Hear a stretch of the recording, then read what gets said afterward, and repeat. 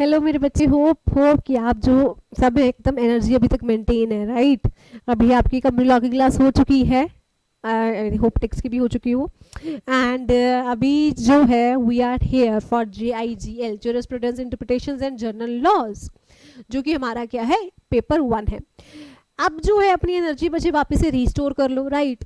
Coffee पीनी है coffee P low, कुछ भी करना है एकदम रिस्टोर कर लो अपनी energy, right. You have to be like straight, back straight होनी चाहिए आप लोगों की। एंड ऐसे नहीं ऐसे लेट लेट के पता चले सोफे पे लेट के देख रहे हो, राइट, ऐसा नहीं होना चाहिए, राइट। अब मेरे बच्चे जो हम करने जा रहे हैं वो हमारी लेक्चर 2 है, लाइक डेमो क्लास 2 हमारी GIGL की। अब लास्ट क्लास में हमने एक बहुत ही बेसिक सी चीज़ें की थी, राइट, बहुत बेसिक सी चीज़ें की थी। जैसे हमने किया था कि कोड और एक्ट में क्या डिफरेंस है। क्या मुझे कोई बच्चा बता सकता है, इंटेलिजेंट अगर हो मेरी क्लास में, तो कोई कोड और एक्ट में क्या डिफरेंस है, बताओ मुझे। मैम एक्ट का मतलब पहले आप लोकसभा, मतलब पहले पार्लियामेंट से पास, सॉरी, पहले आपकी जो हाउसेस हैं पार्लियामेंट का उससे पास हुआ, प्रेसिडेंट की असेंट मिली, फिर मैम वो एक्ट बन जाता है। कोड मतलब मैम जो चीजें पहले से एग्जिस्ट करती थी अलग अलग लॉज में, राइट, या जो लिखी न गई थी बट वो एग्जिस्ट करती थी, उन सबको एक जगह सिस्टमैटिक ऑर्गेनाइज कर देना, राइट। एक सिस्टमैटिकली उन सब चीजों को ऑर्गेनाइज कर देना मेरे बच्चे, वो होता है हमारा कोड। फिर हमने किया था कि सेक्शन और आर्टिकल में क्या डिफरेंस है। फिर हमने क्या बात की थी कि आर्टिकल क्या होता है, जब कोई एक ऐसा लीगल कोड लिखा जाता है, जब ऐसा कोई लीगल डॉक्यूमेंट ड्राफ्ट होता है जो कि एक फंडामेंटल इंपॉर्टेंस का होता है, जिसके ऊपर बाकी सब लॉज बेस्ड होते हैं, उसे हम बोलते हैं आर्टिकल। बेसिकली कल मैंने आपको बताया था कि जब हम लॉ लिखते हैं, जैसे अगर आपने अभी कंपनीज एक्ट में भी देखा, तो जो लिखा गया है लॉ वो प्रॉपर पार्ट्स में डिवाइडेड होकर, चैप्टर्स में डिवाइडेड होकर लिखा गया। ऐसा नहीं है कि शुरू से स्टार्ट किया और एंड पे जाके खत्म, मतलब कि ऐसे लाइन में कोई बीच में गैप नहीं आ रहा, कोई कुछ नहीं आ रहा, पार्ट्स नहीं है, ऐसा कुछ नहीं किया गया, राइट। प्रॉपरली हर चीज जो है वो एक डिवाइड करके की गई। तो वैसे ही मेरे बच्चे उसको डिविडेशंस को नॉर्मली हम सेक्शंस बोल देते हैं, बट अगर कोई लॉ है, कोई फंडामेंटल डॉक्यूमेंट है जिसकी इंपॉर्टेंस ही बहुत ज्यादा है, जो कि दूसरे लॉज को गवर्न करता है, जिसके अधीन दूसरे लॉज आते हैं मेरे बच्चे, वो क्या हो जाता है हमारा आर्टिकल। आर्टिकल हो गया। फिर हमने पढ़ा था GIGL में we have 17 chapters, right, and 3 different topics, jurisprudence, interpretations and general laws. Jurist क्या होता है, ज्यूरिस्ट मतलब एक्सपर्ट है जो लॉ की फील्ड में, और आपका ज्यूरिस्प्रूडेंस क्या होता है, साइंस ऑफ लॉ, राइट, कि लॉ जो है वो आया कहां से, उसकी ओरिजिन क्या हुई, उसके पीछे के जो लॉजिक्स हैं, राइट, उसे लाने का जो मकसद है वो मकसद क्या है। ऑब्वियसली बच्चे जब हम कोई लॉ लेकर आते हैं तो उसके पीछे एक रीजन तो जरूर होता है, बिना रीजन के तो कुछ भी नहीं होता आज के टाइम पे, राइट। आप कोई चीज पढ़ रहे हो, there is a reason behind it, और वो चीज आई है, उसके पीछे भी आपका रीजन होगा, राइट। अब CS है, कंपनी सेक्रेटरीज, उसमें लॉ ज्यादा है, उसका भी कोई रीजन होगा, because we are experts in law, right. उसका भी कोई रीजन होगा, तो उस रीजन के बेसिस पे आगे law banana, that is jurisprudence. वो कौन करते हैं, ज्यूरिस्ट करते हैं। मैंने आपको बताया था कि आर्टिकल कैसे रीड करते हैं, राइट। जैसे सेक्शन के बाद we have sub section, but article के बाद we don't have sub article. Article, clause, sub clause, article, clause, sub clause. और जज को एड्रेस क्या कह के करोगे, सर। अगर सुप्रीम कोर्ट, हाई कोर्ट में जा रहे हो देन आप कह सकते हो कि योर ऑनर, बट अगर लो लेवल के कोर्ट में जा रहे हो तो सर इज टोटली ओके। अब मैम एक क्वेश्चन आता है हमारे दिमाग में कि आपने कहा मैम कि पार्लियामेंट है, वो किसके अंडर बनी है, वो कॉन्स्टिट्यूशन के अंडर ही बनी है। कॉन्स्टिट्यूशन के पास, मतलब कॉन्स्टिट्यूशन से ऊपर ना कुछ नहीं है इस देश में, आप बस ये देखो, ठीक है, यू जस्ट हैव टू सी, या हाँ बच्चे देखो, जो फॉरमोस्ट अथॉरिटी है ना कुछ भी करने की, जो क्या है, फॉरमोस्ट अथॉरिटी है कुछ भी करने की, वो अथॉरिटी हमारी कॉन्स्टिट्यूशन के पास है। कॉन्स्टिट्यूशन के बाहर कोई भी लॉ नहीं बनता, ये मैंने आपको लास्ट क्लास में भी बताया था। कॉन्स्टिट्यूशन के बाहर कोई लॉ नहीं बनता है। अब जो हमारा प्रेसिडेंट, हमारा प्राइम मिनिस्टर, हमारी गवर्नमेंट, हमारी पार्लियामेंट, हमारी स्टेट लेजिस्लेशन असेंबली, सारी की सारी कॉन्स्टिट्यूशन के अंडर बनी है, सारी की सारी कॉन्स्टिट्यूशन के अंडर बनी है। अगर कॉन्स्टिट्यूशन में प्रेसिडेंट नहीं होता तो हम प्रेसिडेंट नहीं बनाते, कॉन्स्टिट्यूशन में पार्लियामेंट नहीं लिखी होती तो हम पार्लियामेंट नहीं बनाते। मतलब इनको जन्म देने वाला ही कौन है मेरे बच्चे, इनको जन्म देने वाला ही कॉन्स्टिट्यूशन है, इनको जन्म देने वाला ही कॉन्स्टिट्यूशन है। और कॉन्स्टिट्यूशन अब जब आप कॉन्स्टिट्यूशन पढ़ोगे ना तो आप एक बात सुनोगे कि कॉन्स्टिट्यूशन जो है वो जनता के द्वारा बनाया गया, कॉन्स्टिट्यूशन हमारे द्वारा बनाया गया, हमारे लिए बनाया गया, राइट। मतलब अब देखो क्या होता है बच्चे, हमारे देश की वी नो कि जो पॉपुलेशन है वो कितनी ज्यादा है, पॉपुलेशन है वो कितनी ज्यादा है। तो अगर हम घर घर जाके पूछें कि कॉन्स्टिट्यूशन में क्या आना चाहिए, ये लिख दे, तो मेरे बच्चे हजारों सालों तक हमारा कॉन्स्टिट्यूशन नहीं बन पाए।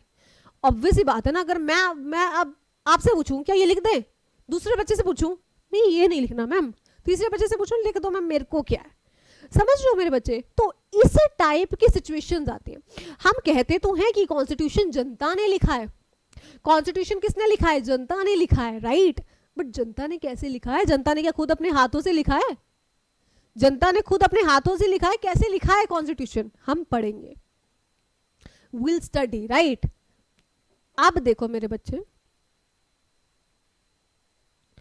लॉ क्या है, law is an instrument which regulate human conduct and behaviour. Obvious सी बात है मेरे बच्चे, अगर हम पढ़ते हैं, राइट, तो वो चीज हमारे बिहेवियर को कंडक्ट करती है, वो चीज हम क्या एक्टिविटीज कर रहे हैं उसको कंडक्ट करती है।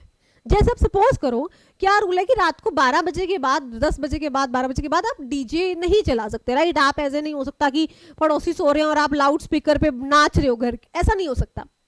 तो ये कंडक्ट करती है बिहेवियर, क्यों कंडक्ट करती है, सो दैट आपकी वजह से आपके आसपास वालों को दिक्कत ना आए। मेन तो यही काम है ना। अब लॉ का एसेंस क्या है, कोई भी लॉ है वो हमें रेगुलेट करने के लिए तो बना। हमारे घर में जो लॉ बनते हैं, जो रूल्स बनते हैं, जो हमारी मम्मियां बनाती हैं, हमें रेगुलेट कर। रात को 10 बजे के बाद घर जाओ, 10 बजे के बाद घर जाओ, ऐसा लगता है घर नहीं भाई साहब, मतलब ऐसी जगह आ गए हैं ना जहां हम घर वालों को तो फेस नहीं कर पा रहे होते, राइट। और जो हमारे साथ होता है वो अलग होता है, समझ रहे हो। तो मतलब क्या है इसका, कि वो एक प्रॉपर कंडक्ट है कि हम एक अच्छे रिस्पॉन्सिबल चाइल्ड बन के रहे और हम टाइम से पहले है ना घर चले जाएं, रिस्पॉन्सिबिलिटीज अपनी उठाएं, ये सब चीजें। तो मतलब जो लॉ बनता है वो मेरे बच्चे किस लिए बनता है, ताकि हम अपने आप को कंडक्ट कर सके, अपने बिहेवियर को कंडक्ट कर सके, जस्टिस मिल सके हर चीज को, ठीक है। रेगुलेशंस जो ऑर्डर्स हैं वो हमारे क्या हो सके, पूरे हो सके। और लॉ में आपको बताया था, लॉ में हमारा एक्ट भी आता है, रूल्स भी आते हैं, रेगुलेशंस भी आती हैं, ऑर्डर भी आता है, नोटिफिकेशंस भी आती हैं, सर्कुलर भी आती है। Law is a wider term, law is a wider term. अब मेरे बच्चे थोड़ा सा आगे जाते हैं, नहीं,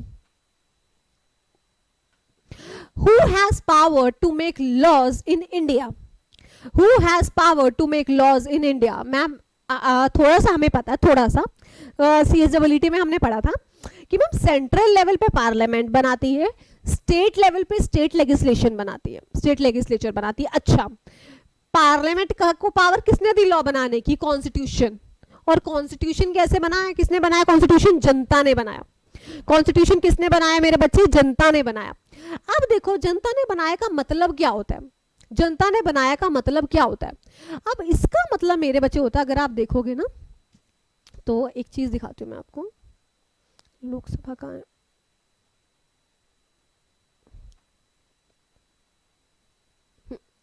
देखो मैं बताती हूँ आपको इसका मतलब क्या होता है। लोगों ने बनाया मतलब कि हमने अपने देश के ना कुछ टुकड़े कर दिए, राइट। सपोज ये हमारा देश है, लेट अस, मैं अब ये सपोज करती हूँ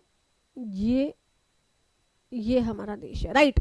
इस देश के मेरे बच्चे छोटे छोटे टुकड़े कर दिए गए, कितने छोटे छोटे से टुकड़े कर दिए गए।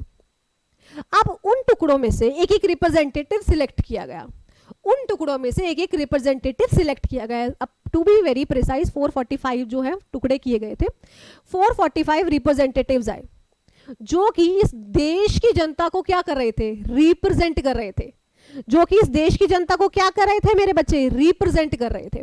समझ रहे हो, उन्हें क्या बोला गया, उन्हें बोला गया मेंबर ऑफ पार्लियामेंट। क्या बोला गया मेरे बच्चे, उन्हें member of parliament. Lok Sabha houses of people, house of people, समझ रहे हो। क्योंकि मेरे बच्चे जो यहां से सिलेक्ट किए गए थे वो किसके मेंबर बन गए, लोकसभा के। और Lok Sabha is a part of parliament, right. Parliament में क्या आता है, लोकसभा आती है, राज्यसभा आती है, और क्या आता है मेरे बच्चे, लोकसभा, राज्यसभा और प्रेसिडेंट, राइट। तो वो हमारी पार्लियामेंट बनती है। तो ऐसे हुआ मेरे बच्चे, ठीक है। 4 क्या हुआ था, देश है हमारा, इस देश को छोटे छोटे टुकड़ों में डिवाइड कर दिया। अब छोटे छोटे टुकड़ों में से डिवाइड किया, एक एक रिप्रेजेंटेटिव सिलेक्ट किया, उस रिप्रेजेंटेटिव को हमने मेंबर ऑफ पार्लियामेंट बनाया, मेंबर ऑफ पार्लियामेंट बनाया कॉन्स्टिट्यूएंट असेंबली, एंड उसके बाद जो है हमारा कॉन्स्टिट्यूशन लिखा गया। अब कॉन्स्टिट्यूशन किसने लिखा ये तो पता ही होगा ना sir, B R Ambedkar. B R Ambedkar ने लिखा ना हमारा कॉन्स्टिट्यूशन, ये तो पता होगा या नहीं पता? ये भी नहीं मैम, ये तो पता है। अब देखो मेरे बच्चे, ये ऐसे हमारा कॉन्स्टिट्यूशन फोर्स में आया। अब कॉन्स्टिट्यूशन फोर्स में कब आया ये मुझे बताओ। कॉन्स्टिट्यूशन मेरे बच्चे हमारा फोर्स में कब आया, डेट क्या थी कॉन्स्टिट्यूशन के फोर्स में आने की? कुछ लोग क्या कहते हैं, अभी गया भी है, 26 नवंबर गई है ना, तो क्या उस दिन आया था? 26 नवंबर 1949 को आया। कुछ लोग कहते हैं मैम 26 जनवरी 1950 को आया।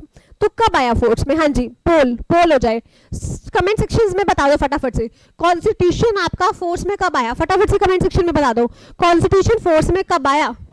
कॉन्स्टिट्यूशन मेरे बच्चे फोर्स में आया था 26 जनवरी 1950 को, राइट 26 जनवरी 1950 को, रिपब्लिक ऑफ इंडिया, राइट हम सेलिब्रेट करते हैं ना, तो वो इंडिया रिपब्लिक ऑफ इंडिया बन गया था, फोर्स में आ गया था 26 जनवरी 1950 को, और अडॉप्ट कर लिया था, अडॉप्ट किया था बच्चे उसे 26 नवंबर 1949 में।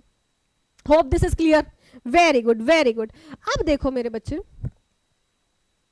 अब यहां से ध्यान से देखना, अब हमने क्या कहा, मैम पार्लियामेंट लॉ बनाती है, स्टेट लेजिस्लेशन लॉ बनाती है। अब स्टेट लेजिस्लेशन को पावर किसने दी लॉ बनाने की? ऑब्वियसली कॉन्स्टिट्यूशन ने दी। सुप्रीम कोर्ट और हाई कोर्ट ये लॉ कैसे बनाते हैं मेरे बच्चे? सपोज कोई जजमेंट पास होती है, राइट, कोई जजमेंट पास होती है और वो जजमेंट हिस्टोरिक है, तो उस जजमेंट की जो कंक्लूजन है या वो जजमेंट है वही आपकी मान ली जाती है कि वही लॉ बन गया है। मतलब अगर उसमें ये चीज आ गई तो अब से ये चीज ऐसी ही होगी। कोई भी जजमेंट है, जो लैंडमार्क जजमेंट्स होती हैं, अगर आप उन्हें पढ़ोगे तो उनकी जो जजमेंट ही होती है, जो उसमें कोर्ट का डिसीजन होता है ना, वो एज अ लॉ ही प्रिवेल करता है। वो क्या करता है? एज अ लॉ ही प्रिवेल करता है।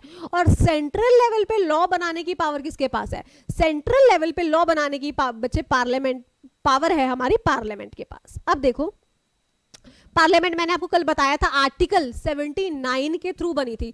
आर्टिकल 79 में लिखा है there shall be a parliament. क्या लिखा है मेरे बच्चे? There shall be a parliament. अब देखो मेरे बच्चे क्या है, there shall be a parliament for union, मतलब पूरे इंडिया के लिए, which shall consist of president and 2 houses. मतलब 2 हाउसेस, एक लोकसभा एंड एक राज्यसभा, राइट 2 हाउसेस है ना हमारे, एक लोकसभा और एक राज्यसभा। अब राज्यसभा को क्या कहते हैं? Council of states. क्योंकि मेरे बच्चे से काउंसिल ऑफ स्टेट्स क्यों कहते हैं? क्योंकि जो राज्यसभा के मेरे बच्चे मिनिस्टर्स होते हैं, जो राज्यसभा के मिनिस्टर्स होते हैं मेरे बच्चे, वो कौन सिलेक्ट करता है? वो स्टेट सिलेक्ट करता है, वो डायरेक्टली लोग नहीं सिलेक्ट करते। अब देखो मैंने आपको क्या कहा, at the time of making constitution India के छोटे छोटे टुकड़े कर दिए गए। अब इंडिया के छोटे छोटे टुकड़े कर दिए गए तो हर टुकड़े से रिप्रेजेंटेटिव सिलेक्ट किया। किसने किया? लोगों ने किया, राइट लोगों ने सिलेक्ट किया उसे, और उसे लोगों ने सिलेक्ट किया इसीलिए वो कहाँ गया? हाउस ऑफ पीपल में। कहाँ गया? हाउस ऑफ पीपल में। वो हाउस ऑफ पीपल के मिनिस्टर बने, वो लोकसभा के मिनिस्टर बने, जिसे हम मेंबर ऑफ पार्लियामेंट कहते हैं, because Lok Sabha is a part of parliament. Lok Sabha plus Rajya Sabha plus president हमारा किसमें आता है मेरे बच्चे? हमारा आता है पार्लियामेंट में, राइट। और लोकसभा के जो मिनिस्टर्स हैं उसे हम मेंबर ऑफ पार्लियामेंट ही कहते हैं। तो मैम राज्यसभा के मिनिस्टर्स को क्या कहते हैं? राज्यसभा के मिनिस्टर्स को भी मेरे बच्चे मिनिस्टर ऑफ पार्लियामेंट ही कहते हैं, बिकॉज दो बोथ क्या है? पार्लियामेंट का पार्ट है, तो वो मिनिस्टर ऑफ पार्लियामेंट ही होंगे मेरे बच्चे, एमपी, राइट हम एमपीज बोलते हैं उन्हें। बट फर्क क्या है कि जो लोकसभा के मेरे बच्चे, जो लोकसभा के मेंबर्स होते हैं, राइट उन्हें कौन सिलेक्ट करता है? लोग, पीपल। बट जो राज्यसभा के मेंबर होते हैं उन्हें डायरेक्टली पीपल सिलेक्ट नहीं करता, उन्हें स्टेट सिलेक्ट करता है, राइट उन्हें स्टेट सिलेक्ट करता है। पहले वो मेंबर ऑफ लेजिस्लेटिव असेंबली बनते हैं, मेंबर ऑफ लेजिस्लेटिव यानी मतलब जो स्टेट लेवल पे इलेक्शंस होते हैं वहां, तो वो मेंबर ऑफ लेजिस्लेटिव असेंबली बनते हैं। फिर वहां से सीट्स अलॉट होती है, तो वो कहाँ आते हैं? वो आते हैं मेरे बच्चे राज्यसभा में। कहाँ आते हैं वो? राज्यसभा में। होप कि आपको ये थोड़ा सा जो मैंने अभी कराया ये क्लियर हो, राइट बिल्कुल क्लियर है? हाँ जी मैम, ठीक है। समझ आ गया? क्या समझ आ गया मैम कि लॉ क्या होता है? लॉ क्या होता है? पार्लियामेंट क्या होती है? पार्लियामेंट बनाई किसने, राइट? और पार्लियामेंट में क्या आता है? Lok Sabha, Rajya Sabha and president. लोकसभा और राज्यसभा में फर्क क्या है? जो मेरे बच्चे, जो लोकसभा के आपके मिनिस्टर्स हैं वो लोग सिलेक्ट करते हैं, दैट वाई उसको क्या कहते हैं? House of people. और राज्यसभा को काउंसिल ऑफ स्टेट, क्योंकि जो राज्यसभा के मिनिस्टर्स होते हैं वो बच्चे इनडायरेक्टली स्टेट सिलेक्ट करता है, राइट? स्टेट वाइज सिलेक्शन होती है, बट जो हाउस ऑफ पीपल है उसमें कौन सिलेक्ट करता है? उसमें मेरे बच्चे लोग सिलेक्ट करते हैं, राइट? क्लियर यहां तक? बिल्कुल। अब देखो मेरे बच्चे, क्या होता है कि आपकी लोकसभा में आपके कितने सीट्स हैं? 445 होती है, ठीक है, लोकसभा में। अब 400 बीजेपी की आ गई और बाकी सारी कांग्रेस की आ गई, तो बीजेपी क्या है? अब बीजेपी का ऑप्शन मिलेगा अपनी सरकार बनाने का, बिकॉज क्या है, वो जीत गई है, तो बीजेपी का ऑप्शन मिलेगा सरकार बनाने का। अब मेरे बच्चे 400 के 400 जो है वो ऐसा तो नहीं है कि मिनिस्टर्स बन जाएंगे, उसमें से कुछ मिनिस्टर्स बनेंगे। अब देखो मेरे बच्चे, लोकसभा बन गया, राज्यसभा बन गया, अब देश को चलाएगा कौन? देश को तो मिनिस्टर चलाएंगे ना। अब लोकसभा भी बना दी हमने, राज्यसभा भी बना दी, प्रेसिडेंट भी हो गया, चलो पार्लियामेंट बन गई पूरी। देश, पार्लियामेंट ने तो लॉ बना दिए। पार्लियामेंट का काम क्या होता है? Parliament is a legislation option, legislative option है। अगर आपको, मैं आपको दिखाती हूँ, देखो बच्चे, लेजिस्लेशन का मतलब क्या होता है? लेजिस्लेशन का मतलब होता है the preparing and enacting laws. Legislatures कौन होते हैं? जो लॉ बनाते हैं, और लेजिस्लेटिव जिसके पास पावर है लॉ बनाने की। तो parliament is the legislative organ, parliament is the legislative organ. Legislative का मतलब parliament has power to make the law. तो आगे से कोई पूछे कि पार्लियामेंट क्या करती है, parliament is a legislative option organ, sorry, parliament क्या है मेरे बच्चे? एक लेजिस्लेटिव ऑप्शन, ओहो ऑप्शन निकल रहा है बार बार, ऑर्गन है जो क्या करती है, जो लॉ है हमारी कंट्री में वो बनाती है। Country, right, mind word country, union पे जो है हमारे लॉ बनाती है। अब लॉ बना दिया पार्लियामेंट में, अब उस लॉ बना तो दिया, बट वो लॉ इंप्लीमेंट कौन करता है? इंप्लीमेंट कौन करता है मेरे बच्चे? इंप्लीमेंट करती है हमारी गवर्नमेंट, इंप्लीमेंट करती है हमारी गवर्नमेंट। हमारी गवर्नमेंट में कौन सा आता है? जितने भी हमारे मिनिस्टर्स हैं प्लस हमारे प्राइम मिनिस्टर प्लस हमारे प्रेसिडेंट हमारी गवर्नमेंट में आते हैं मेरे बच्चे। लॉ बना दिया पार्लियामेंट, पार्लियामेंट का काम होता है लॉ बनाना। अब आपको ये पता होगी कि पहले लोकसभा से पास होकर, राज्यसभा से पास होकर प्रेसिडेंट असेंट मिलती है, आपका बन जाता है एक्ट। अब एक बात बताओ मेरे बच्चे, बिल जाता है, राइट, बिल जाता है आपका लोकसभा में, राज्यसभा में, फिर ड्राफ्ट बिल होता है ना वो, फिर प्रेसिडेंट से साइन होता है और फिर वो एक्ट बनता है। अब कोई बिल पेंडिंग है, ठीक है, लोकसभा में या राज्यसभा में कोई बिल पेंडिंग है या कोई बिल इंट्रोड्यूस किया गया, तो क्या आप उस बिल की लीगल वैलिडिटी पे क्वेश्चन कर सकते हो? क्या उस बिल पे कोई केस फाइल कर सकते हो कि इस बिल में ये लिखा है तो ऐसा कैसे हो गया? मतलब क्या आप उस बिल को कोई लीगल आधार बना सकते हो? जैसे सपोज करो आपको कोई फंडामेंटल राइट वायलेट हो रहा है, तो आप कॉन्स्टिट्यूशन को क्या कर सकते हो? अपना बेस बना सकते हो। कंपनीज एक्ट की कोई प्रोविजन आप पे अप्लाई नहीं, मतलब गलत है, तो आप कंपनीज एक्ट को बेस बना सकते हो। पर क्या आप उस बिल को लीगल बेस बना सकते हो? नहीं मेरे बच्चे, जब तक कोई बिल एक्ट नहीं बन जाता उसकी लीगल वैलिडिटी नहीं होती। Keep one thing in your mind, जब तक कोई भी मेरे बच्चे बिल जो है वो एक्ट नहीं बन जाता उसकी लीगल वैलिडिटी नहीं होती। पार्लियामेंट क्या है हमारा? Legislative organ. अब जिसने तो लॉज बना दिए, अब इंप्लीमेंट करने भी तो जरूरी है ना, इंप्लीमेंट करने भी तो जरूरी है। तो इंप्लीमेंट कौन करवाता है? इंप्लीमेंट हमारी गवर्नमेंट करवाती है। गवर्नमेंट, अब देखो गवर्नमेंट कैसे इंप्लीमेंट करवाती है? गवर्नमेंट अलग अलग मिनिस्ट्रीज बना देती है। क्या कर देती है? अलग अलग मिनिस्ट्रीज बना देती है। जैसे जैसे देखो मेरे बच्चे, ministry of home affairs, right. अब हमने क्या देखा? मिनिस्ट्री ऑफ कॉर्पोरेट अफेयर्स की हमने तो अभी वेबसाइट ही देखी है। Ministry of finance, right, ministry, defence ministry,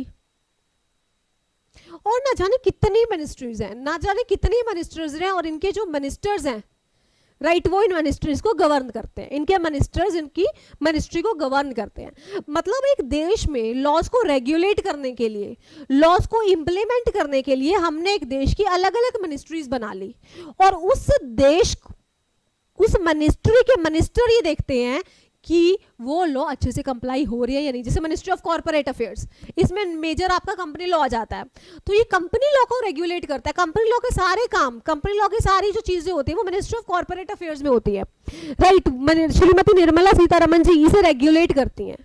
मतलब मिनिस्टर का काम क्या होता है, एक मिनिस्ट्री को रेगुलेट करना, सो दैट उस मिनिस्ट्री के अंदर जितने भी लॉज आ रहे हैं वो लॉज अच्छे से इंप्लीमेंट किए जाए, क्योंकि पार्लियामेंट ने तो बना दिए, पार्लियामेंट ने तो बना दिए, अब वो इंप्लीमेंट कौन करेगा, एग्जीक्यूटिव बॉडी।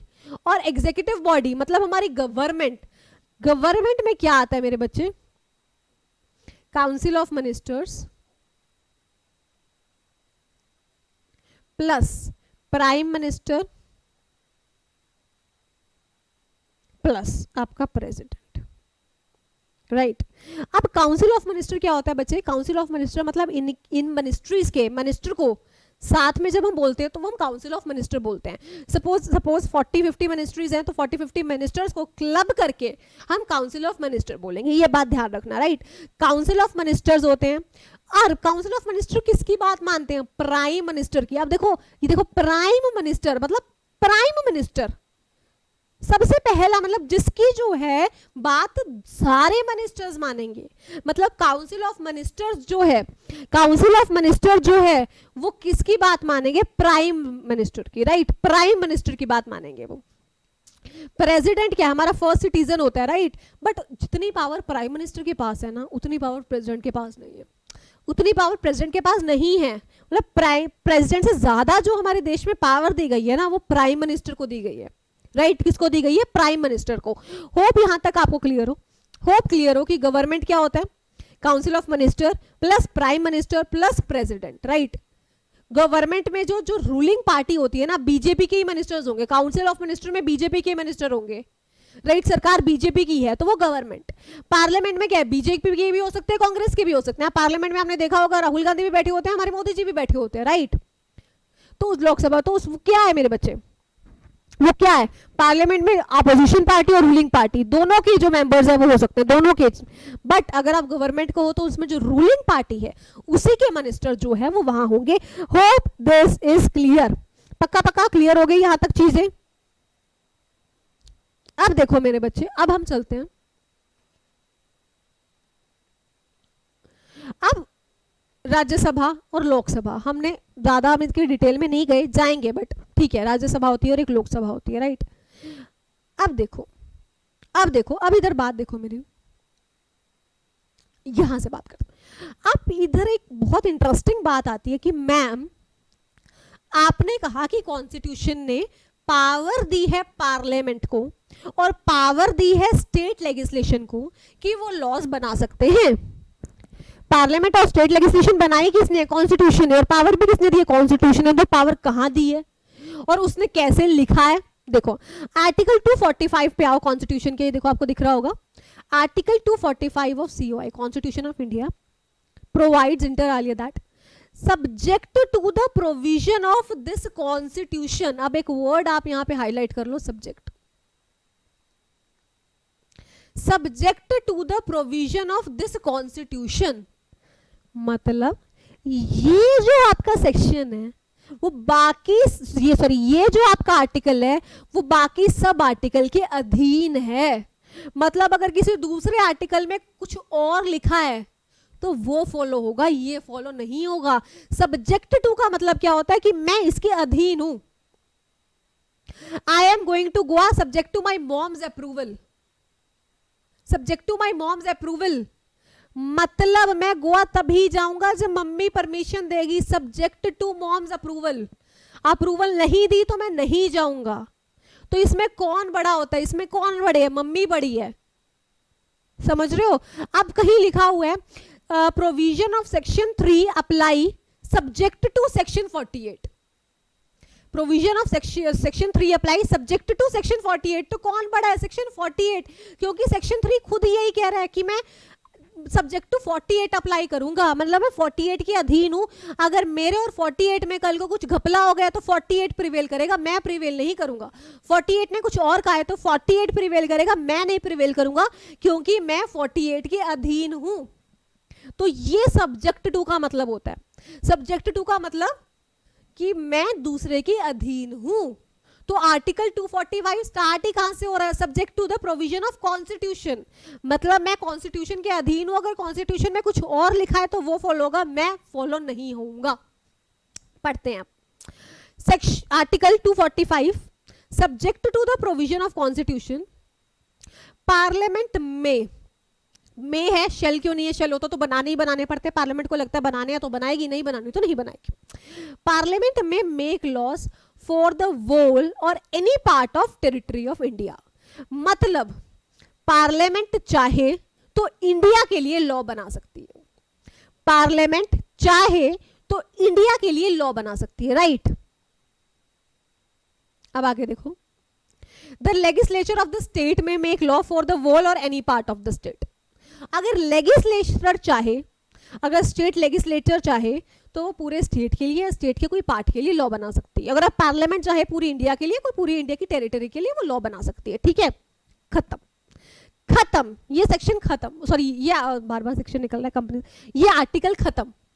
इस आर्टिकल में हमने पढ़ा क्या मैम? इस आर्टिकल में हमने ये पढ़ा कि ये आर्टिकल दूसरे आर्टिकल्स के अधीन है, मतलब कॉन्स्टिट्यूशन में कुछ और लिखा हुआ है तो वो फॉलो करेंगे। इसमें हमने ये पढ़ा कि ये आर्टिकल 245 क्या कह रहा है कि पार्लियामेंट इंडिया के लिए लॉ बना सकती है और स्टेट लेजिस्लेशन किसके लिए बना सकती है? स्टेट के लिए लॉ बना सकती है। अब कंपनीज एक्ट को अगर बेस मान के चले तो पार्लियामेंट ने इंडिया के लिए कंपनीज एक्ट बना दिया, स्टेट ने स्टेट के लिए कंपनीज एक्ट बना दिया, क्योंकि क्या लिखा है कि पार्लियामेंट जो है वो इंडिया के लिए लॉ बनाएगी और स्टेट लेजिस्लेशन उसके लिए स्टेट के लिए लॉ बनाएगी। पार्लियामेंट ने इंडिया के लिए कंपनीज एक्ट बना दिया, स्टेट ने हर एक, मतलब स्टेट लेजिस्लेशन ने हर एक स्टेट के लिए कंपनीज एक्ट बना दिया। किसकी सुनोगे? दोनों एक दूसरे को काट के खा जाएंगे, पार्लियामेंट और स्टेट लेजिस्लेशन। मेरे में लिखा है तो मैं बढ़ाऊं पावर, तो अब सेक्शन आर्टिकल 245 से तो यही लग रहा है ना कि दोनों के पास पावर है। आर्टिकल 245 से तो यही लग रहा है ना कि दोनों के पास पावर है। पार्लियामेंट इंडिया के लिए कुछ भी लॉ बनाए, स्टेट लेजिस्लेशन स्टेट के लिए कुछ भी लॉ बनाए, हमें क्या सानू की? समझ रहे हो बात को? अगर सपोज पार्लियामेंट ने इंडिया के लिए कोई लॉ बना दिया और वही लॉ स्टेट ने स्टेट्स के लिए भी बना दिया तो डुप्लीकेशन हो जाएगी, नहीं हो जाएगी? कितना मुश्किल हो जाएगी वो चीज इंप्लीमेंट करनी। इनकम टैक्स का एक एग्जांपल लो, इनकम टैक्स पार्लियामेंट ने भी लगा दिया इंडिया में और इनकम टैक्स स्टेट ने भी हर एक स्टेट में लगा दिया। सड़क पे आ जाएंगे हम, तो सड़क पे आ जाएंगे ना। समझ रहे हो बात को? प्रोटेस्ट करेंगे नहीं करेंगे, गंदे वाला करेंगे, कमाना ही छोड़ देंगे यार। कमान 20% उसको दे, 20% इंडिया को दे, 20% स्टेट को दे, 40% खत्म, खल्लास। बाई चांस भगवान की तरह से ज्यादा कमा रहे हैं, 40 उसको दे, 40 उसको दे, खल्लास, बस, और कुछ है ही नहीं। समझ रहे हो मेरे बच्चे बात? तो यहाँ पे ये चीज करनी बहुत मुश्किल थी, बहुत एसेंशियल थी कि कौन से लॉज हमारी पार्लियामेंट बनाएगी और कौन से लॉज हमारे स्टेट बनाएगा। समझ रहे हो? कौन से हमारे लॉज पार्लियामेंट बनाएगी और कौन से लॉज स्टेट बनाएगा।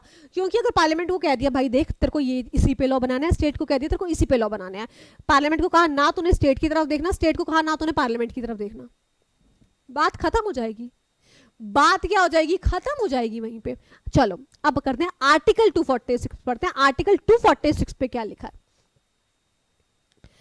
Notwithstanding anything contained in clause 2 and clause 3, article 246 क्या बोल रहा है? मेरे क्लॉज 2 और मेरे क्लॉज 3 में कुछ भी लिखा हो, मुझे कोई फर्क नहीं पड़ता। मेरे में जो लिखा है वो मैं मानूंगा। नॉटविथस्टैंडिंग का मतलब होता है कि मैं उसके साथ खड़ा नहीं हूं। कल को मेरे में और उसमें कुछ अलग निकला हो तो मैं प्रिवेल करूंगा, मैं प्रिवेल करूंगा। Non withstanding, non obstante clause, right? Non withstanding, notwithstanding मेरे बच्चे non obstante clause, right?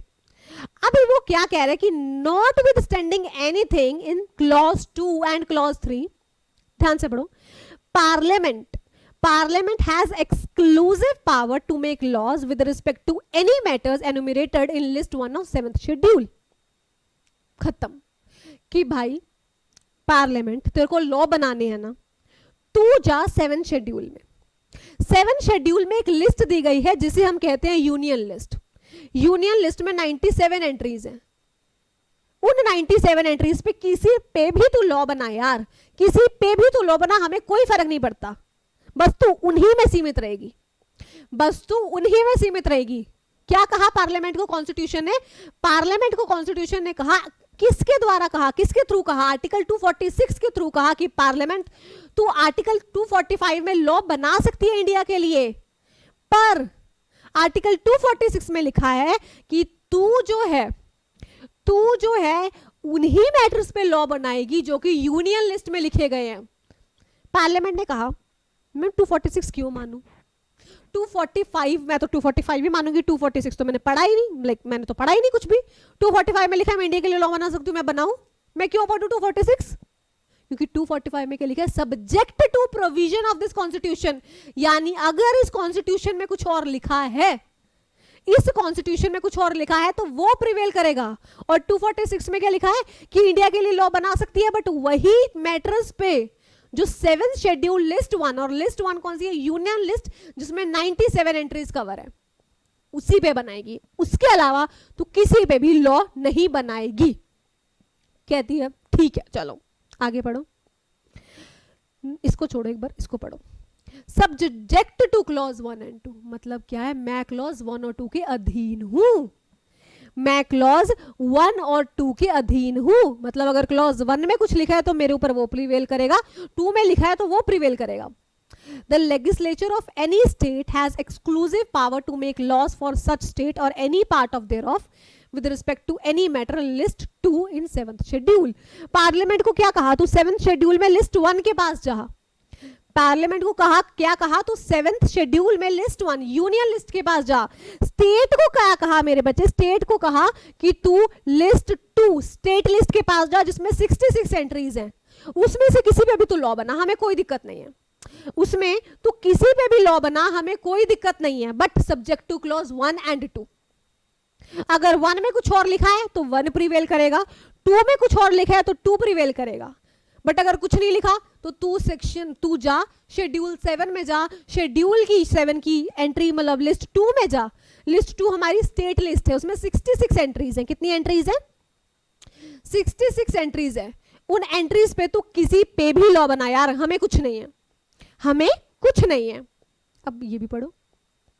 notwithstanding anything in clause 3 मतलब क्लॉज 3 में कुछ भी लिखा हो, एंड सब्जेक्ट टू क्लॉज 1 मतलब क्लॉज 1 सबसे बड़ा है कि 3 में कुछ भी लिखा हो हमें कोई फर्क नहीं पड़ता, कोई फर्क नहीं पड़ता, पर 1 में क्या लिखा है हमें फर्क पड़ता है। 1 में क्या लिखा है हमें फर्क पड़ता है।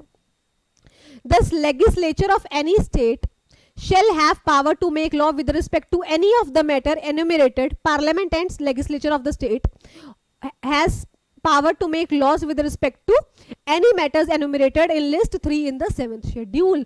मतलब मेरे बच्चे जो लिस्ट 3 है 7th शेड्यूल की, लिस्ट 1 क्या थी? यूनियन लिस्ट, 97 एंट्रीज पार्लियामेंट बनाएगी, राइट? पार्लियामेंट बनाएगी। 2 क्या था? 2 list 2 state list, 66 entry state जिस पे लॉ बना सकती है।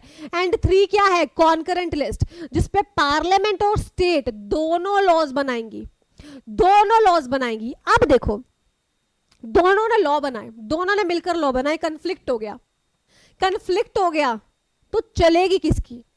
पार्लियामेंट की चलेगी या स्टेट की चलेगी? किसकी चलेगी? पार्लियामेंट क्यों? क्या लिखा है? Subject two clause 1। क्या लिखा है? Subject two clause 1 and not with standing anything in clause 3, not with any standing anything in clause 3। Hope this is clear. अब बच्चे जब हम कोई भी लॉ पढ़ते हैं ना, अगर वो पार्लियामेंट ने बनाया तो ये देखना बहुत जरूरी होता है कि क्या पार्लियामेंट के पास पावर है वो लॉ बनाने की। कहीं ऐसा तो नहीं है पार्लियामेंट ने ऐसे ही चक्के कुछ भी लिख दिया। ऑब्वियसली ऐसा भी तो हो सकता है ना कि पार्लियामेंट ने ऐसे ही लिख दिया कुछ भी। अब पार्लियामेंट के पास पावर तो है नहीं, बट पार्लियामेंट ने लॉ बना दिया। क्या इज दिस पॉसिबल? हो सकता है, समटाइम्स हो जाता है। अब इसका मतलब क्या है मेरे बच्चे? यहाँ से ना हमें देखकर चलना है, यहाँ से we have to be aware, like we have to be really aware कि कहीं जो हम लॉ पढ़ रहे हैं क्या वो पार्लियामेंट की पावर में आता है? आता है तो देन वेल एंड गुड, नहीं आता तो हम क्या कर सकते हैं? सुप्रीम कोर्ट के पास जा सकते हैं। अगर कोई चीज मेरे बच्चे हमारे फंडामेंटल राइट्स के हमारे फंडामेंटल राइट्स को वायलेट कर रही है तो we can go to supreme court through PIL, public interest litigation. अब ये तो मैं बच गया लॉ, राइट? अब ये हमारा देख सकते हो आप कि लॉ बनाना भी, और कौन लॉ बनाएगा? जो कॉन्स्टिट्यूशन जिसने बनाया होगा कितना भारी दिमाग लगा है कितना भारी दिमाग लगा है। इसमें वो प्रोविजंस भी हैं जो हम सोच सकते हैं, अच्छा आर्टिकल 245 में तो लिख दिया कि दोनों बना सकते हैं, फिर दिमाग में आया होगा यार अगर दोनों में लड़ाई होगी तो चलो वो भी क्लैरिफाई कर देते हैं, वो भी क्लैरिफाई कर दिया। फिर लिस्ट 1, लिस्ट 2, लिस्ट 3 में भी एंट्रीज डाली। अब उन एंट्रीज डालने में कितना दिमाग लगा होगा, उन एंट्रीज डालने में कितना दिमाग लगा होगा। और वो मेरे बच्चे जो दिमाग लगा होगा, वो दिमाग ऐसा तो नहीं है कि बिना नॉलेज के लग गया होगा, विदाउट पॉलिशिंग लग गया होगा, कितनी नॉलेज होगी। So you are really blessed, literally मेरे बच्चे यू आर रियली ब्लेस्ड कि आप लोगों को जो है मौका मिल रहा है ये सब चीजें पढ़ने का, आर्टिकल्स पढ़ने का, आर्टिकल्स 246 पढ़ने का, आर्टिकल 245 पढ़ने का। You are really blessed. अब ये जो है ना, आपको जो भी आपके करिकुलम में है इसे समझने की ट्राई करो, रादर देन सिलेबस कंप्लीशन करना है, हमने ये करना है, हमने वो करना है, ऐसा नहीं करो, ठीक है, ऐसा नहीं करो। एक प्रॉपर अपना शेड्यूल बनाओ, टाइम टेबल बनाओ, टाइम टेबल अभी से इन द सेंस कि अपनी क्लासेस प्रॉपर लेने का, वो वाला कि अभी से ही you have to be serious. Because क्या है मेरे बच्चे, जब आप ग्रुप 1 के बाद ग्रुप 2 करोगे ना तो आप फेमिलियर हो जाओगे थोड़ा CS एग्जीक्यूटिव से, राइट, आप थोड़ा सा फेमिलियर हो जाओगे, आपको ग्रुप 2 करने में इतनी मुश्किल नहीं आएगी। ट्रस्ट मी, ग्रुप 2 आपका ऐसे निकल जाएगा बिल्कुल इजीली, बिकॉज आपने ग्रुप 1 में देख लिया कि किस टाइप की इंटरप्रिटेशंस होती हैं, किस टाइप की क्या होता है ना, किस टाइप से क्या होता है, पढ़ना कितना पड़ता है, क्लासेस कितने देर की होती है, सीटिंग कैपेसिटी कितनी होनी चाहिए, ये सब चीजें मेरे बच्चे आपने ग्रुप 1 में देख ली है। बट अभी तो आपकी ग्रुप 1 की स्टार्टिंग भी नहीं हुई है अच्छे से, अभी तो आपकी ग्रुप 1 की मेरे बच्चे स्टार्टिंग भी नहीं हुई है अच्छे से। It's just class 2 and it's only introduction. अभी हमने सिलेबस में तो कुछ स्टार्ट भी नहीं किया मेरे बच्चे, सिलेबस में हमने कुछ भी स्टार्ट नहीं किया। अब देखो अगर यही क्लासेस ऐसी होंगी तो हमारी मेन क्लासेस होंगी वो कैसी होंगी, वो कैसी होंगी, राइट। तो अभी अगर आप उस चीज को ऐसे डगमगाते हुए लेकर चलोगे, राइट, कि ठीक है समझ आ रहा है तो आ रहा है, नहीं आ रहा तो नहीं आ रहा, या फिर सिर्फ एज ए एग्जाम परस्पेक्टिव से चलोगे कि सिर्फ एग्जाम्स क्लियर करने हैं, देखो कहीं ना कहीं मेरे बच्चे मोटिव होता है कि we have to clear our exam, ये हमारा फर्स्ट एंड फॉरमोस्ट मोटिव होता है और होना भी चाहिए, because at the end what matter is our degree. But आज के टाइम पे डिग्री विदाउट नॉलेज मैटर नहीं रखती है, सच में मैटर नहीं लगती है। तो इसीलिए मेरे बच्चे जो आप चीज पढ़ रहे हो मेक श्योर कि आप उसे रिवाइज करें घर जाके, उस पे अपने पार्ट पे भी रिसर्च करें, because that is also very important, right. अपने पार्ट पे रिसर्च करने से जो खुशी मिलती है या फिर जो नई चीजें डिस्कवर होती है ना, बहुत ज्यादा एसेंशियल होती है, वो चीज बहुत ज्यादा एसेंशियल होती है। तो अब आपको कॉन्स्टिट्यूशन पढ़ने का मौका मिल रहा है तो आप एक बेयर एक्ट खरीदिए कॉन्स्टिट्यूशन का, मेरे पास भी है बेयर एक्ट यूनिवर्सल का, राइट, आप बेयर एक्ट खरीदिए एंड उसमें से अब देखिए ये जो लैंग्वेज है ना कॉन्स्टिट्यूशन में जो आपको पढ़ा रही हूँ, आर्टिकल 245 की जो पढ़ाई, आर्टिकल 246 की जो पढ़ाई, या फिर आने वाले में जो हम fundamental rights, fundamental duties, directive principles पढ़ेंगे, वो सारे हम बेयर एक्ट की लैंग्वेज, जो बेयर लॉ लिखा हुआ है ना कॉन्स्टिट्यूशन का, वही पढ़ेंगे मेरे बच्चे हम, ठीक है। उसी में से वर्ड बाय वर्ड, जैसे देखो नॉट विद स्टैंडिंग, अब नॉट विद स्टैंडिंग का कितना बड़ा मतलब निकल रहा है, नॉट विद स्टैंडिंग का कितना बड़ा मतलब निकल रहा है कि अगर कोई मैटर सपोज स्टेट लिस्ट में भी है और उसमें भी है यूनियन लिस्ट में, तो उस पे पार्लियामेंट ही बनाएगी। क्यों, क्या लिखा है, not with standing anything in clause 2 and 3। Clause 2 में क्या लिखा है, नहीं मानता, क्लॉज 3 में क्या लिखा है, नहीं मानता, समझ रहे हो। तो ये नॉट विद स्टैंडिंग और सब्जेक्ट टू, ये जो वर्ड्स है ये आपकी लॉ में कितनी हेल्प कर सकते हैं, और अगर आप इसे लॉ में यूज करते हो, अपने एग्जाम में यूज करते हो, तो कितनी फ्रूटफुल, मतलब आपको एग्जामिनर मैं कहती हूँ ऐसे ही नंबर दे देगा, बांट देगा वो आपको नंबर, लिटरली प्रसाद की तरह। बस हमें क्या करना है, हमें छोटी छोटी चीजों का ध्यान रखना है। We have to be regular in our classes. ऐसा नहीं है कि मैम आज ना तबीयत खराब थी, मैम रात को कड़ी चावल खा लिए थे तो पेट थोड़ा अपसेट हो गया, क्लास में नहीं आई, नहीं, ऐसा नहीं करना है यार। ऐसा करेंगे तो फिर बताओ, ऐसा करेंगे तो कोई सीरियसनेस नहीं रह जाएगी, राइट। अगर हम ऐसा करेंगे तो कोई भी सीरियसनेस बची नहीं रह जाएगी और फिर उस चीज का कोई मतलब भी नहीं बनेगा, लिटरली उस चीज का कोई मतलब नहीं बनेगा। तो हम लोगों को सबसे पहले तो वी हैव टू थिंक कि क्लियर करना है, मतलब क्लियर करना है, नथिंग इज इम्पॉसिबल। और जो हमें पढ़ने का मौका मिला है, make sure you cherish it, right, make sure you cherish it, because नहीं करोगे तो टाइम तो देखो निकल जाएगा, मैंने आपको लास्ट क्लास में भी कहा था टाइम आपका क्या होगा, निकल जाएगा। तो आपको जो भी पढ़ने का मौका मिल रहा है एग्जीक्यूटिव ग्रुप 1 में, उसे अच्छे से पढ़ो, उसे इंजॉय करके पढ़ो, राइट। तो ठीक है, अभी हमने क्या किया, इंडिया में, ठीक है, मतलब सबसे सुप्रीम अथॉरिटी किसकी है, कॉन्स्टिट्यूशन की, पार्लियामेंट, स्टेट लेजिस्लेशन, आपका सुप्रीम कोर्ट, आपका प्रेसिडेंट, प्राइम मिनिस्टर, किसने बनाया है सब कुछ, सब कुछ आपका कॉन्स्टिट्यूशन नहीं बनाया, राइट। अब पार्लियामेंट का स्ट्रक्चर क्या है, parliament Rajya Sabha, Lok Sabha, Rajya Sabha plus president, Lok Sabha, Rajya Sabha plus president, ये आपका पार्लियामेंट का स्ट्रक्चर है। अब आर्टिकल, अब लॉ बनाएगा कौन, किन मैटर्स पे कौन लॉ बनाएगा, ये कहां लिखा है, आर्टिकल 245 पे, कि पार्लियामेंट के पास पावर है इंडिया पे सेंट्रल लॉ बनाने की, और स्टेट लेजिस्लेचर के पास क्या पावर है, स्टेट लेजिस्लेचर के पास पावर है मेरे बच्चे क्या करने की, स्टेट के लिए लॉ बनाने की। अब दोनों ने एक ही लॉ बना दिए, बवाल हो जाएगा, नहीं हो जाएगा, उस बवाल को किसने क्लियर किया है, आर्टिकल 246 ने। आर्टिकल 245 कह रहे कि मैं आर्टिकल 246 की बात क्यों मानूं, माननी पड़ेगी, क्यों माननी पड़ेगी, बिकॉज आर्टिकल 245 में लिखा है subject to the provision of article 246, subject to the provision of article 246, sorry subject to the provision of constitution of India. Constitution of India में आर्टिकल 246 भी तो आता है ना, आर्टिकल 246 भी तो आता है, मतलब कि 246 में कुछ लिखा है तो वो प्रिवेल करेगा। और 246 में क्या लिखा है, पार्लियामेंट जो है वो लिस्ट 1 में, यूनियन लिस्ट में जो लिखा है उसमें लॉ बनाएगी, स्टेट जो है वो लिस्ट 2 में, स्टेट लिस्ट में जो लिखा है उस पे बनाएगी, और पार्लियामेंट और क्या, पार्लियामेंट और स्टेट, ठीक है, पार्लियामेंट और स्टेट दोनों मेरे बच्चे बना सकते हैं। दोनों किस पे बनाएंगे, कॉन्करेंट लिस्ट, लिस्ट 3 पे। अब कोई मैटर पार्लियामेंट है उसमें भी, यूनियन लिस्ट में भी आ गया, स्टेट लिस्ट में भी आ गया, कौन लॉ बनाएगा, पार्लियामेंट। क्या क्या लिखा हुआ है, not with standing anything in clause 2 and 3, clause 2 and 3 गए भाड़ में यार, मेरे को कोई फर्क नहीं पड़ता, क्लॉज 2 and 3 गए भाड़ में, आई डोंट केयर, राइट। तो उस पे कौन बनाएगी, पार्लियामेंट। होप अब मेरे बच्चे यूनियन लिस्ट में वी हैव 97 एंट्रीज, कितनी एंट्रीज है, 97 एंट्रीज, एक बार इसे इरेज कर दो ना। अच्छा बोर तो नहीं हो रहे तुम लोग, नहीं मैम हमें तो मजा आ रहा है मैम, पढ़ने को मिल रहा है मैम, समझने को मिल रहा है मैम, हम समझ रहे हैं, we are not just hearing, we are listening.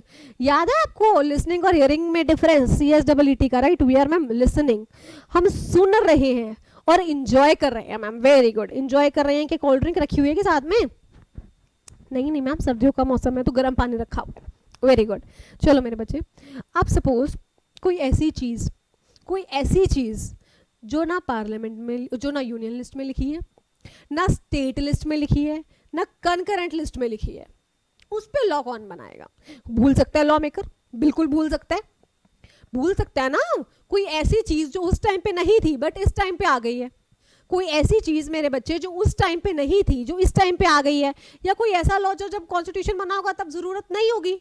जब कॉन्स्टिट्यूशन बना 1949 में, जब उसे अडॉप्ट किया गया, उस टाइम ऐसा लगा कि यार कोई जरूरत नहीं है, कोई जरूरत नहीं है उन सब चीजों की, तो नहीं लिखी गई।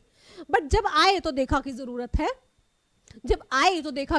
है, उस केस में क्या होगा, उस केस में मेरे बच्चे 97th जो आपकी एंट्री है ना, 97th एंट्री में लिखा है कि अगर कोई चीज इन तीनों में से किसी में भी नहीं है तो उसके पास, उसको पार्लियामेंट बना सकती है, राइट। अगर कोई, जैसे हमारा कंपनी लॉ है वो 1 to 96 में कहीं भी नहीं लिखा, तो पार्लियामेंट 97 से वो पार्लियामेंट ने बना दिया। समझ रहे हो मेरे बच्चे बात को। तो अगर कोई ऐसी चीज है जो ना आपकी किसी भी लिस्ट में नहीं है, राइट, आपकी किसी भी लिस्ट में नहीं है, तो उसे बनाने की पावर किसके पास है, पार्लियामेंट के पास है, और वो एंट्री 97 के थ्रू। कौन सी एंट्री मेरे बच्चे, एंट्री 97 के थ्रू है जो मेरे बच्चे वो क्या कर सकती है, बना सकती है।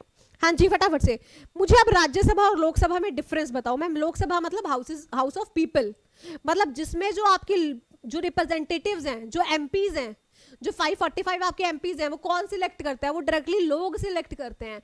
और राज्यसभा में जो सीट्स हैं उन पे जो बैठते हैं उनको क्या कहते हैं, उन्हें भी मेंबर ऑफ पार्लियामेंट ही कहते हैं, बट वो थ्रू स्टेट की इलेक्शन से सिलेक्ट होके आते हैं। स्टेट के इलेक्शन से सिलेक्ट होते तो एमएलएस बनते, right.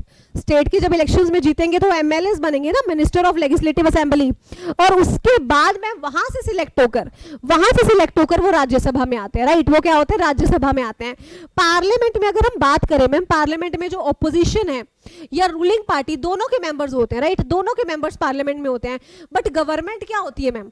Government is the executive organ, parliament एक लेजिस्लेटिव ऑर्गन है, मतलब जो लॉज बनाती है, और गवर्नमेंट क्या है? एक एग्जीक्यूटिव ऑर्गन है, राइट। गवर्नमेंट क्या है? एक एग्जीक्यूटिव ऑर्गन है, उन लॉज को एग्जीक्यूट करती है। कैसे एग्जीक्यूट करती है ma'am? Through ministers, through ministers. Different ministries बना दी गई, राइट, डिफरेंट मिनिस्ट्रीज बना दी गई मेरे बच्चे, और इन मिनिस्ट्रीज के ऊपर एक मिनिस्टर अपॉइंट कर दिया गया, वो मिनिस्टर इन मिनिस्ट्री को रेगुलेट करता है, plus prime minister plus president, council of minister plus prime minister plus president मेरे बच्चे क्या हो जाता है? ये हमारी बन जाती है गवर्नमेंट, ये हमारी बन जाती है मेरे बच्चे गवर्नमेंट। मैम हम तो थक गए, हमारा तो मैम बस, अरे नालायक रुको तो सही, रुको तो सही, सुनो तो सही मेरी बात, ठीक है मेरे बच्चे। होप आपको समझ आया लॉ क्या होता है। लॉ अब देखो, अब सुप्रीम कोर्ट, हाई कोर्ट कैसे बनाता है law? Through judicial pronouncements, through judicial pronouncements आपके जो लॉज हैं वो बनते हैं। समझ गए बच्चे? अब 245 क्या कहता है आर्टिकल? कि मैं इस कॉन्स्टिट्यूशन के अधीन हूं, subject, right, subject to the provision मतलब अधीन हूं। और आर्टिकल 246 क्या कहता है? नॉट विद स्टैंडिंग, भाड़ में गए सब, नॉन ऑब्स्टेंट क्लॉज, राइट, क्या हुआ? भाड़ में गए सब। यूनियन लिस्ट पे लॉ कौन बनाएगा?